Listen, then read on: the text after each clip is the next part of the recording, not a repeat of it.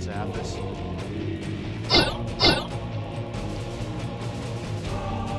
And this is Patrick Burns.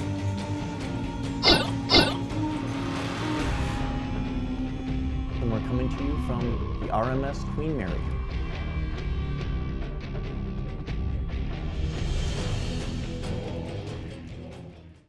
I mean, there's definitely a meeting of the minds, I think. You can apply the old school philosophies towards paranormal research. But it really is a win-win situation when you work with a psychic and you also have somebody collecting the objective scientific data. It's a win-win situation because the psychic can tell you where to concentrate your instruments and where they feel you have the best chance of actually documenting activity. And if you actually document activity in that area, you validated the psychic. So it really is a win-win situation. Yeah, and here again, you know, I found it intriguing over the years and just watching it.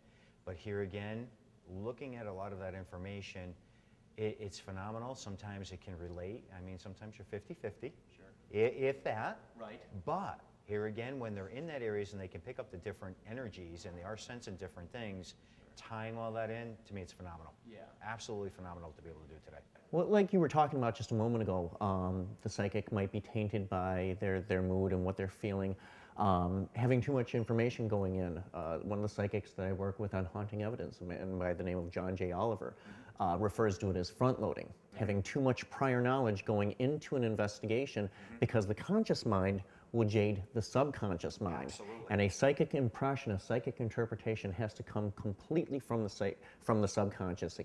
There can't be any thought, any conscious thought that is placed into it. It just has to be pure emotion that is coming through to the psychic, to the sensitive when they are doing a reading. I work with a woman, her name is Debbie L. Ward, her and her husband, and we've worked together, I think, 25 years. Yeah. And we'll go to investigations and everything, and I will not give her any information. I will not give her anything. We'll argue and go back and forth and everything. Not even a clue, nothing. No, and I said, if you're a true psychic, you'll pick up on it. Exactly. So, yeah, I'll definitely go from that approach of it. Right. What actually made you think, Patrick, to start to really look outside of the scientific approach? What really gave you the insight to say, okay, I got to look at things and see what else there is to it? What made you think past that? That moment for me actually happened. I run a conference, a paranormal conference in Savannah, Georgia, twice a year called Ghost Stock.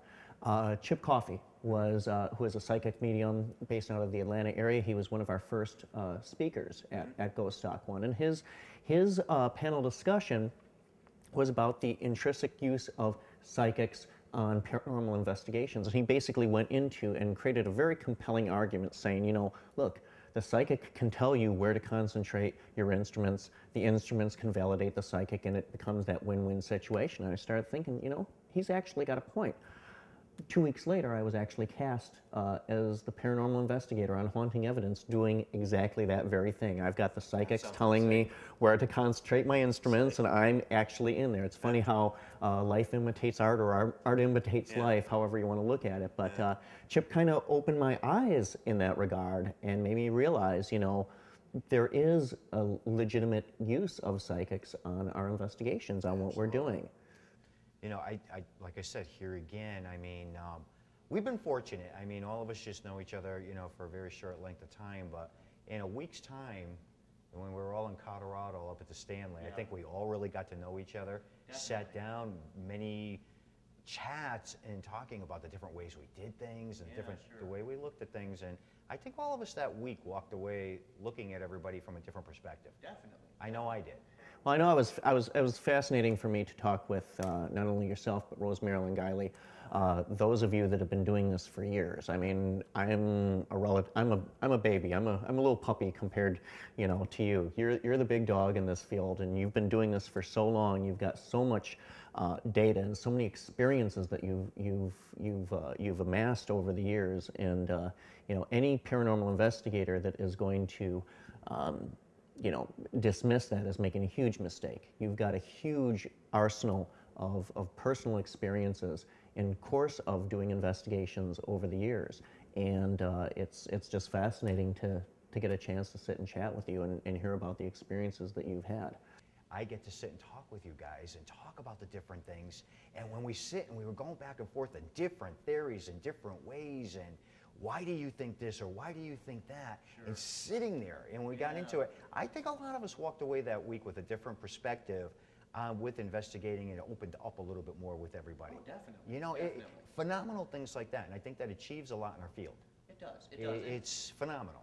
There's nothing like, you know, having that personal interaction, because of course I'm familiar with your work, and you may have, you know, seen some of the work that I've done on television, but it's impossible to know somebody on a personal level in that type of an environment, or by reading their books. It's not until you actually get a chance to like interact. Intermingle. And, Yeah.